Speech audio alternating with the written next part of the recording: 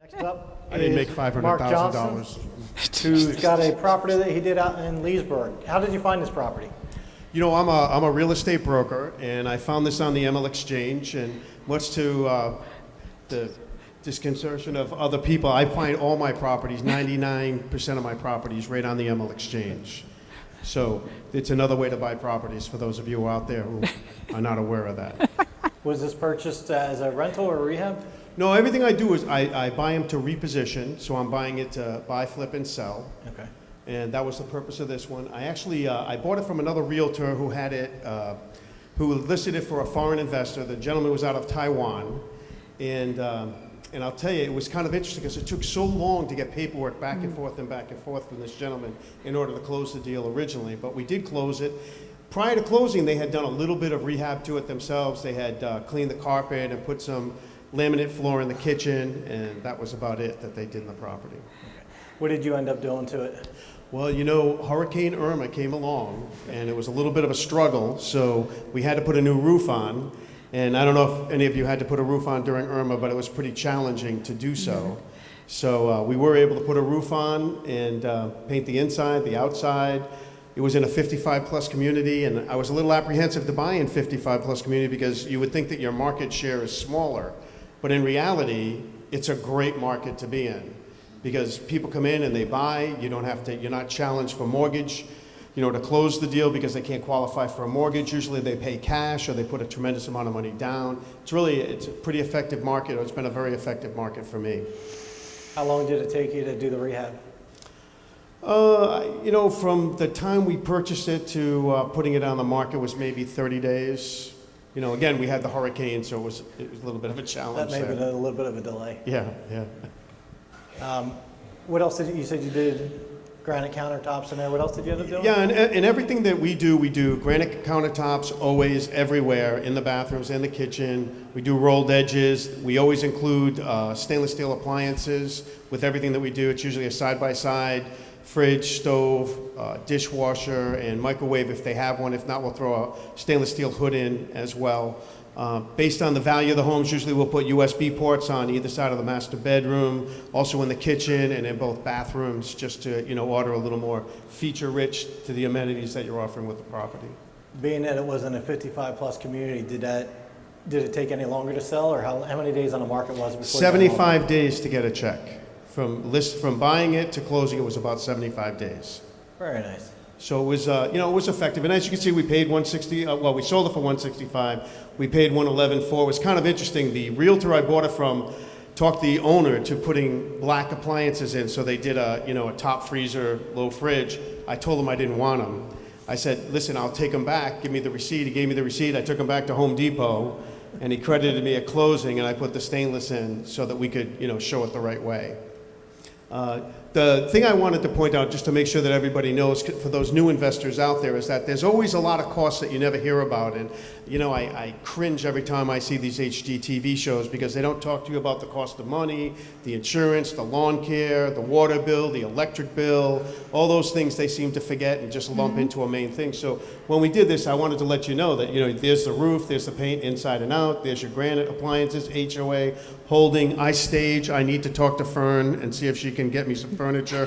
I pay for staging. Every single home that we do, we stage. We also have an appraisal done on it. We attach that appraisal to the ML Exchange listing. So when we go to negotiate, there's no challenge there. We usually come off a couple of $1,000s, but the appraisal is the appraisal. So it kind of helps us to, you know, to get our value out of the property. So in the end, your net proceeds were just under $47,000 for 75 days worth of work? Yeah, again, being a realtor, you can see that if you were not a realtor, you'd be at 37 and then you'd have to deduct your commissions. But as a real estate broker, I was able to capture $9,000 more in commissions, which obviously made a big difference in the biggest scheme of things. Yes. Anybody have any questions? The question was, is he doing the work himself or was he using a GC? No, I have well, with the roof there, the house was in my name, so I pulled the permit myself for the roof. Usually we don't, if we need a licensed practitioner like an AC guy or an electric guy, you know, we'll go and we'll let them pull the permits. But most of the things that we do are more repair than anything else. Sir? Yes, sir. The stainless appliances, is it personal preference, or are you actually seeing that they sell the house better? I think they sell the house better, and I think that you can go to Lowe's or Home Depot, buy out-of-box stuff that still has the warranty. So instead of spending $2,200, you're usually about $1,400 to $1,600 to put it in. And it's one of those things that adds a tremendous amount of value to the property. The other thing we do too is, like on this house, and I'm sorry we don't have the photo, but we did a brick paver patio in the backyard. Small patio, we did brick pavers back there. Makes all the difference in the world when they walk in. I think it's all that show is what really people are looking for. So. What was the cost on that patio? I hate to say this because my guy would never charge anybody else this. I paid $4 a square foot for it. Okay.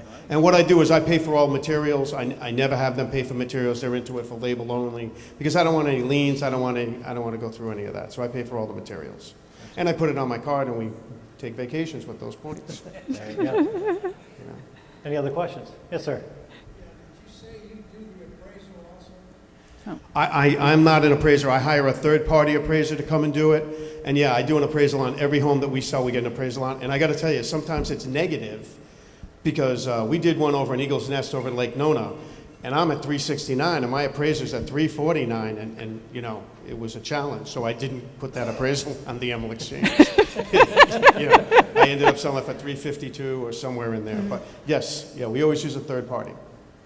A lot of times when we're in these subdivisions too, we don't necessarily do a survey. People will choke me for saying that, but you know, if the lot's been there for 30 years, usually there's not a lot of change to the plat on it. Title companies are our best friend. We love using our title company. They're very effective for us. They do all the research that we need. On every contract that we write, and if you go to page 11 of the FAR bar, you'll make sure that you're a realtor, or if you are a realtor, you know that the seller will provide clear and marketable title at closing. Very important, so you know that the day that you close on that, you can sell that property.